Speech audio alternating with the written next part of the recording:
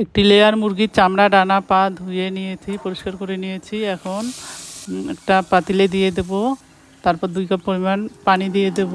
1 চা চামচ লবণ আর কয়েকটা তেজপাতা দিয়ে ঢাকনা দিয়ে ঢেকে দেব সিদ্ধ হওয়ার জন্য। সিদ্ধ হয়ে গেলে ঢাকনা খুলে পেঁয়াজ কুচি, আস্ত রসুন, 1 চা চামচ হলুদ, হাফ চা চামচ মরিচের গুঁড়া, 1 টেবিল চামচ আদা রসুন বাটা,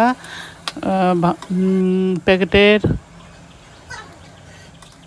গরম মশলার গুঁড়ো 1 চা চামচ আর ধনিয়া জিরার গুঁড়ো 1 চা চামচ দিয়ে ভালোভাবে কষিয়ে নেব। তেল দিয়ে দেব 2 টেবিল চামচের মতো।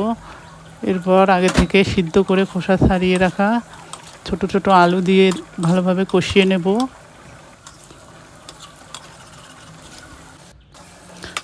কষানো শেষ হয়ে গেলে একটু পানি দিয়ে দেব। তারপর ঢাকনা দিয়ে ঢেকে দেব কিছুক্ষণের জন্য।